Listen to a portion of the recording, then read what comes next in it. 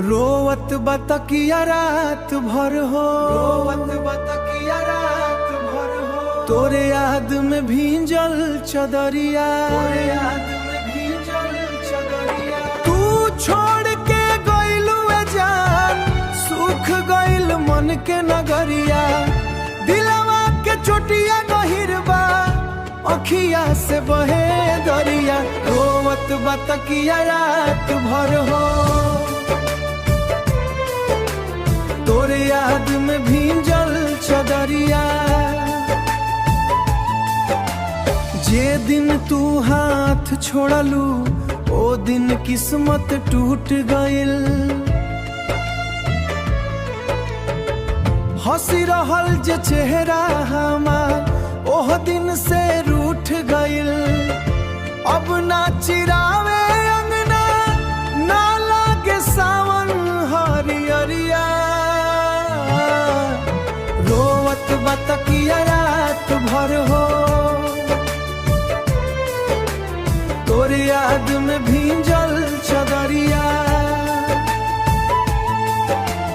Mobile में photo तोहार रोज देखी रोवे लागी।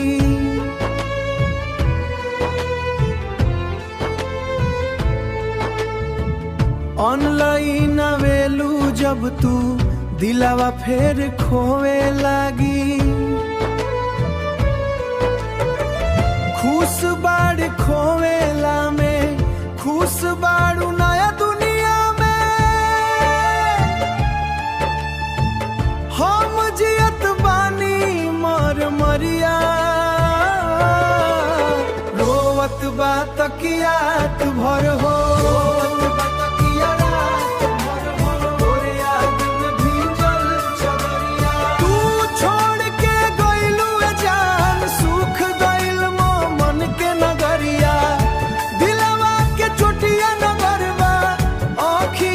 बहे दरिया। रोवत बा तकिया भर हो।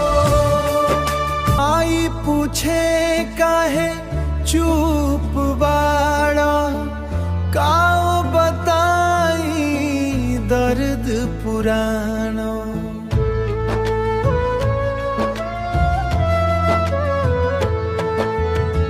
भीतर भीतर टूटत बानी, चेहरा राखे खिले मुस्कान।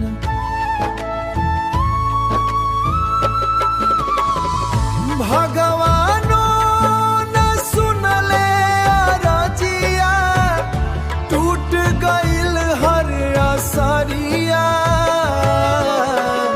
रोवत बा तकिया रात भर हो, तोरे याद में भींजल चदरिया।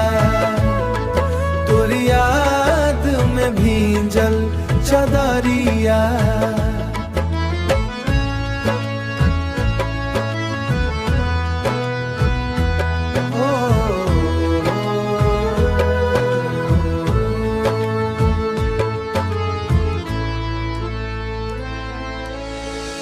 अगर लौट के आ जइबू, आजो बाहें खुलल बा। तोहरा बिना ए पगली, ई दिल अबहियो सुना बा। रोवत बा तकिया रात भर हो, तोरी याद में भींजल चदरिया।